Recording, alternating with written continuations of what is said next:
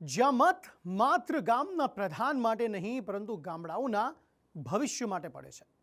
આજે ગુજરાતના ગામે ગામે લોકશાહીનો પર્વ ઉજવાયો અને એમાં ક્યાંક ઉત્સાહ દેખાયો, ક્યાંક બવાલ થઈ તો ક્યાંક સંબંધીઓ જ એકબીજાના હરીફ બન્યા। નજર કરીએ ગ્રામ પંચાયતોની ચૂંટણીના અલગ અલગ રંગો પર।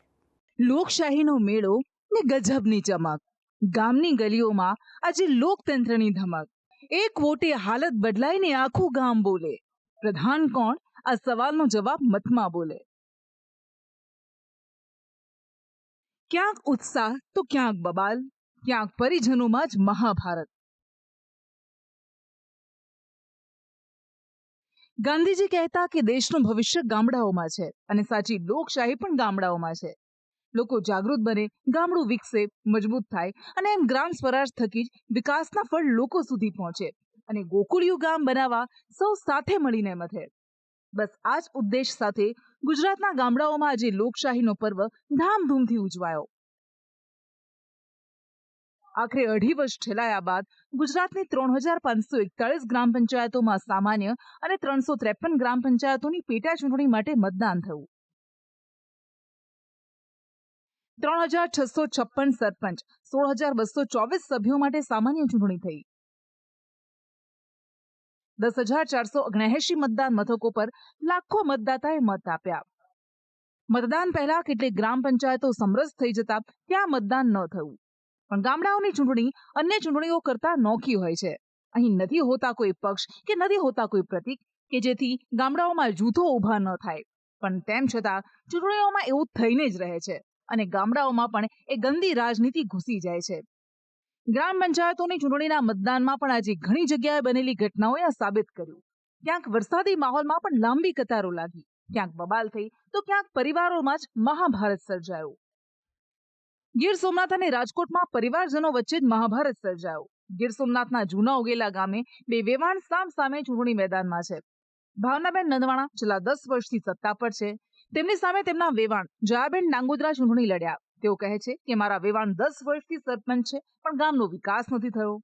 અમે રોડ બનાવ્યા છે, પછી બધાને પલટમાં બનાવ્યું છે, પછી નિશાળ બનાવી છે, બ્લોક બધા પાથરા છે, બધા શેરીએ એટલું કામ કર્યું છે। 10 વર્ષ કર્યા એને અમે એમ કીધું કે આપણે એમને સમાધાન કરીને એને ચૂંટણી લડવી નથી, એમને એમ કરી નાખીએ તો એ લોકો કહે કે નહીં અમારે લડવી, તો અમે હારે સહકાર હતો બધા ગામનો, તો અમે એમ કહી કે અમારે લડવી છે।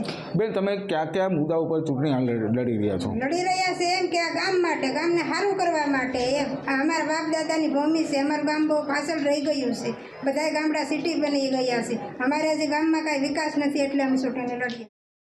તો રાજકોટના વેજામાં તો સાચે જ જાણે મહાભારત રમાયો। કૌરવો અને પાંડવોની જેમ પિતરાય ભાઈઓ જ ચૂંટણીના મેદાનમાં બાથે વળગ્યા। મારા મોટા બાપુના દીકરા જ ઉમેદવાર છે અને મારા મોટા બાપુ અત્યાર સુધી સરપંચમાં હતા, પણ ફરજમાં બેદરકારી, ભ્રષ્ટાચાર, લોકોના પ્રશ્નો સોલ્વ નથી થયા, એટલે એના હિસાબે લોકોના હક અને અધિકાર માટે લડવું, ભલે સામે ફેમિલી હોય, પણ મને ગૌરવની વાત લાગે છે। અને અત્યારે નાના માણસો છે, બચારા એમના પ્રશ્નો છે, ગામના પ્રશ્નો છે, એટલે એટલા માટે મેં ઉમેદવારી કરી। પૂર્વ સરપંચ મારા ફાધર હતા, પછી જે તે પારિવારિક હોય ત્યાં થોડા ઇસ્યુ તો હોય, અને ચૂંટણી તો આજ છે, કાલ નથી, એનાથી કોઈ મોટો ઇસ્યુ નથી, અને ગામના કામ તો જે રેગ્યુલર રીતે થતા હતા એ રીતે થશે ભવિષ્યમાં, એ જીતે કે હું જીત્યો એનાથી કોઈ મોટી વાત નથી। મહદઅંશે ગામડાઓમાં શાંતિપૂર્વક મતદાન થયું, પણ ક્યાંક નાના મોટા છમકલા અને ધીંગાણા પણ થયા। કચ્છના રાપર તાલુકાના ચિત્રોડ ગામે મતદાનને લઈને 2 જૂથો વચ્ચે મારામારી થઈ। પોલીસે ઘટના સ્થળે પહોંચી સ્થિતિ સંભાળી। તો દાહોદના મોટી હાંડી ગામે સરપંચ પદના ઉમેદવારના સમર્થકોએ એકબીજા પર પથ્થરમારો કર્યો। મતદાન બંધ થયું અને પોલીસે આવી મામલો થાળે પાડી મતદાન ફરી શરૂ કરાવ્યું।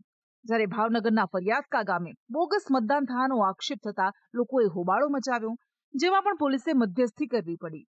રાજકોટના જસદણના આટકોટ ગામમાં પટલા હાઉસ સ્કૂલમાં બોગસ મતદાનને લઈને 2 જૂથ વચ્ચે બબાલ થઈ। 2 ઉમેદવારોના કાર્યકરો સામે બાખડ્યા।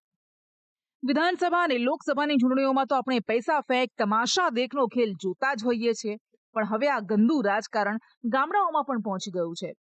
ભરૂચમાં ઝઘડિયાના પીપલ પાનમાં સરપંચના ઉમેદવારના 2 સાગરીતો મતદાતાઓને રૂપિયા વહેંચતા પકડાયા। તેઓ મત દીઠ 500 રૂપિયા વહેંચતા હતા। આ મામલે વિપક્ષી ઉમેદવારે ચૂંટણી પંચમાં ફરિયાદ કરી હતી અને ચૂંટણી અધિકારીએ 35,000 રૂપિયા કબજે કર્યા. દેશના બંધારણમાં સત્તાના વિકેન્દ્રીકરણની વાત છે. નાગરિક પોતાની સમસ્યાઓનો ઉકેલ પોતાના સ્તરે જલ્દી લાવી શકે તેવી સ્થાનિક સ્વરાજની સંસ્થાઓમાં સૌથી પાયાનું સ્થાન ગ્રામ પંચાયતોનું છે.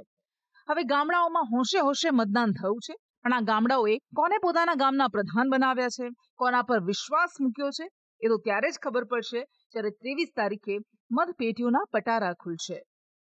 બ્યુરો રિપોર્ટ, સંદેશ ન્યૂઝ.